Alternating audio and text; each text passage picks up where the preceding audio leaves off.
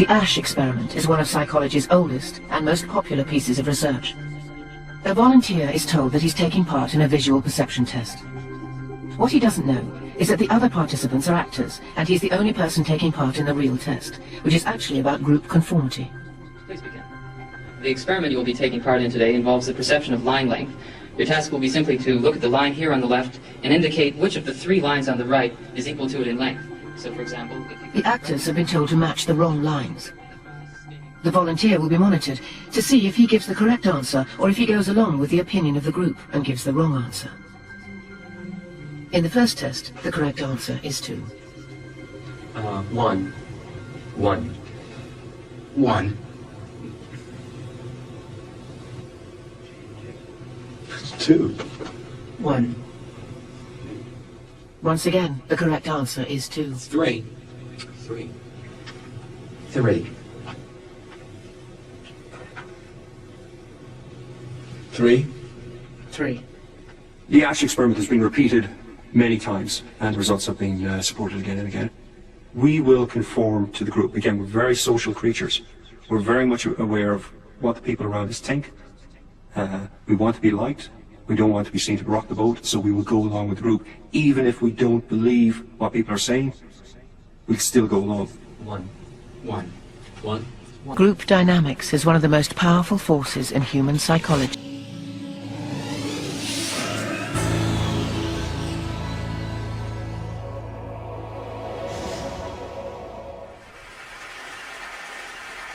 Mark Zuckerberg, a journalist, was asking him a question about the news feed. And the journalist was asking him, why is this so important? And Zuckerberg said, a squirrel dying in your front yard may be more relevant to your interests right now than people dying in Africa. And I want to talk about what a web based on that idea of relevance might look like. So when I was growing up in a really rural area in Maine, the internet meant something very different to me. It meant a connection to the world. It meant something that would connect us all together. And I was sure that it was going to be great for democracy and for our society, but there's this kind of shift in how information is flowing online, and it's invisible. And if we don't pay attention to it, it could be a real problem. So I first noticed this in a place I spend a lot of time, my Facebook page. I'm progressive politically, big surprise, but I've always gone out of my way to meet conservatives. I like hearing what they're thinking about. I like seeing what they link to. I like learning a thing or two. And so I was kind of surprised when I noticed one day that the conservatives had disappeared from my Facebook feed. And what it turned out was going on was that Facebook was looking at which links I clicked on. And it was noticing that actually I was clicking more on my liberal friends' links than on my conservative friends' links. And without consulting me about it, it had edited them out. They disappeared. So Facebook isn't the only place that's doing this kind of invisible algorithmic editing of the web. Google's doing it too. If I search for something and you search for something, even right now at the very same time, we may get very different search results. Even if you're logged out, one engineer told me, there are 57 signals that Google looks at. Everything from what kind of computer you're on, to what kind of browser you're using, to where you're located, that it uses to personally tailor your query results. Think about it for a second. There is no standard Google anymore.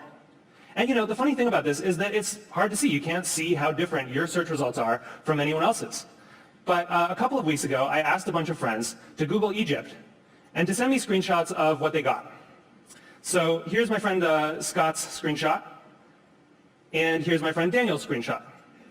When you put them side by side, you don't even have to read the links to see how different these two pages are. But when you do read the links, it's really quite remarkable. Daniel didn't get anything about the protests in Egypt at all in his first page of Google results. Scott's results were full of them. And this was the big story of the day at that time. That's how different these results are becoming. So it's not just Google and Facebook either.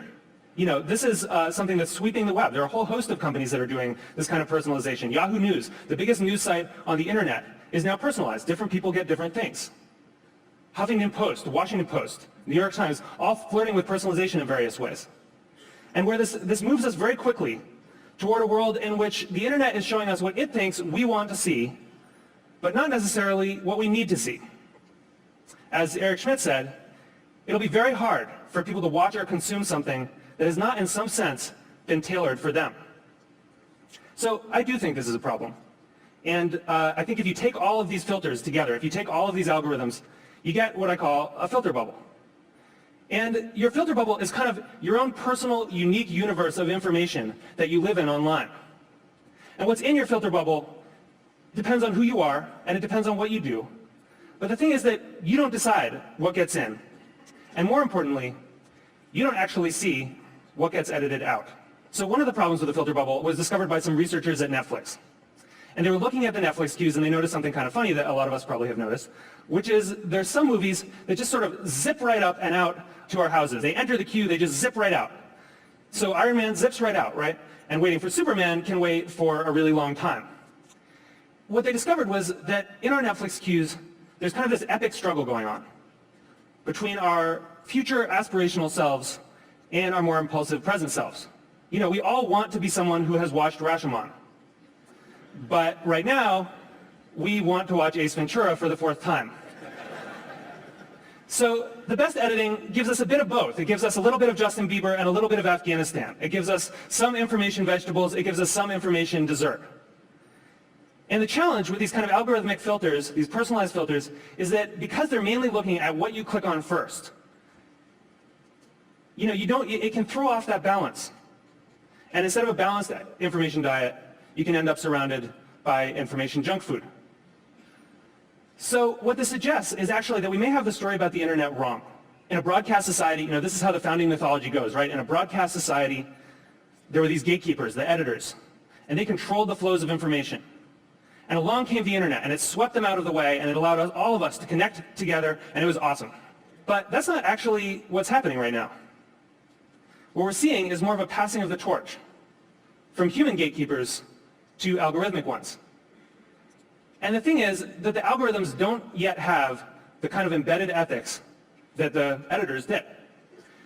So if algorithms are going to curate the world for us, if they're going to decide what we get to see and what we don't get to see, then we need to make sure that they're not just keyed to relevance. We need to make sure that they also show us things that are uncomfortable or challenging or important. This is what TED does, right? Other points of view. And the thing is, we've actually kind of been here before as a society. In 1915, it's not like newspapers were sweating a lot about their civic responsibilities. Then people kind of noticed that they were doing something really important. That in fact, you couldn't have a functioning democracy if citizens didn't get a good flow of information. That the newspapers were critical because they were acting as the filter, and that journalistic ethics developed. It wasn't perfect, but it got us through the last century. And so now, we're kind of back in 1915 on the web. And we need the new gatekeepers to encode that kind of responsibility into the code that they're writing. You know, I know there are a lot of people here from Facebook and from Google, Larry and Sergey, who, you know, people who have helped build the web as it is, and I'm grateful for that. But we really need you to make sure that these algorithms have encoded in them a sense of the public life, a sense of civic responsibility. We need you to make sure that they're transparent enough that we can see what the rules are that determine what gets through our filters. And we need you to give us some control so that we can decide what gets through and what doesn't. Because I think we really need the internet to be that thing that we all dreamed of it being. We need it to connect us all together. We need it to introduce us to new ideas and new people and different perspectives. And it's not going to do that if it leaves us all isolated in a web of one. Thank you. Who has seen an advertisement that has convinced you that your microphone is listening to your conversations? All of your interactions, your credit card swipes, web searches, locations, likes, they're all collected in real time into $1 trillion a year industry. The real game changer was Cambridge Analytica. They worked for the Trump campaign and for the Brexit campaign. They started using information warfare. Cambridge Analytica claimed to have 5,000 data points on every American voter. I started tracking down all these Cambridge Analytica ex-employees. Someone else that you should be calling to committee is Brittany Kaiser. Data is the most valuable asset on Earth. We targeted those whose minds we thought we could change until they saw the world the way we wanted them to. I do know that their targeting tool was considered a weapon. There is a possibility that the American public have been experimented on. This is becoming a criminal matter. When people see the extent of the surveillance, I think they're going to be shocked. And I still fear for your life. Yeah. Like the powerful people that are involved. But I can't keep quiet just because it'll make powerful people mad. Data rights should be considered just fundamental rights. This is about the integrity of our democracy. These platforms which were created to connect us have now been weaponized. It's impossible to know what is what, because nothing is what it seems. El presidente de Estados Unidos, Barack Obama, ha recibido el Premio Nobel de la Paz 2009. Según el comité noruego, Obama merece este galardón por su lucha contra las armas nucleares y su trabajo para fortalecer la diplomacia internacional y la cooperación entre los pueblos. Aunque Obama llegó a la Casa Blanca hace menos de un año, el jurado afirma que desde que llegó al poder se prefieren el diálogo y las negociaciones para resolver los conflictos internacionales más difíciles. Además, para el comité, Obama es el principal portavoz mundial de la política y las actitudes que este organismo defiende desde su creación. Obama se ha convertido en el tercer estadounidense en recibir este galardón en los últimos 10 años. El primer presidente afroamericano de Estados Unidos lo recibirá el próximo 10 de diciembre en Oslo. El presidente de Estados Unidos visitó al Papa por primera vez el pasado 10 de julio con motivo de la celebración del G8. Durante el encuentro abordaron algunos asuntos como el problema del aborto, la inmigración en Estados Unidos y el conflicto de Oriente Medio.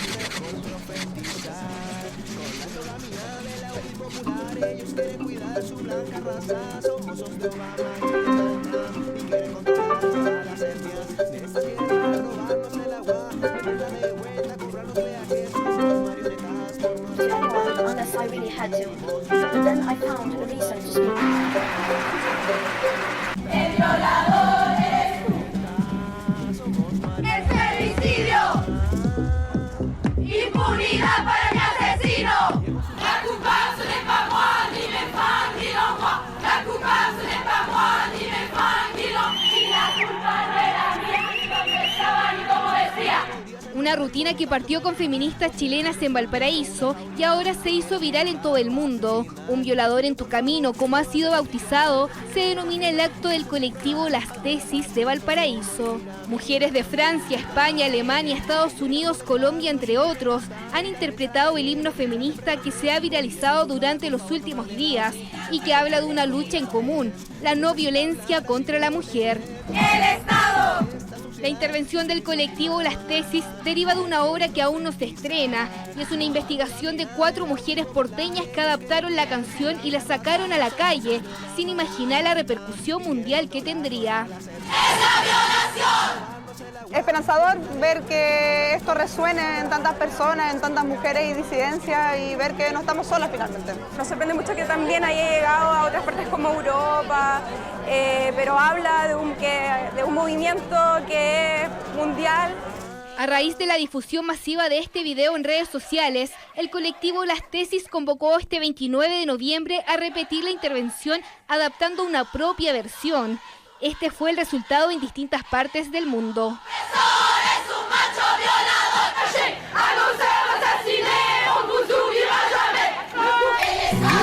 Si te puedo preguntar sobre esta duda, te quiero aclarar que no eres mujer, por lo tanto víctima y por ser licencia para odiar. Si te llego a preguntar lo que quiero consultar, te podrías enojar y por lo tanto maltratar. O ser que los pacos son una jauría, me quieran multar o asesinar. Te pido por favor, si me vas a castigar, prefiero una funa sin juicio, sin pruebas. Al menos así solo morir a mi imagen pública.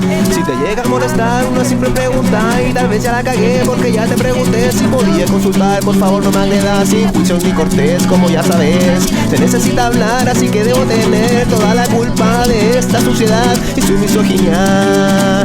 Mejor profetizar con la endogamia del Audi popular. Ellos quieren cuidar su blanca raza, son mozos de Obama y Donald Trump y quieren controlar todas las etnias de esta tierra, robarnos el agua, venderla de vuelta, cobrarnos peajes. Somos marionetas, por no razonar nos quieren dividir y vos nos ayudar. Somos marionetas, somos marionetas, somos marionetas, somos marionetas. Une a cientos de mujeres.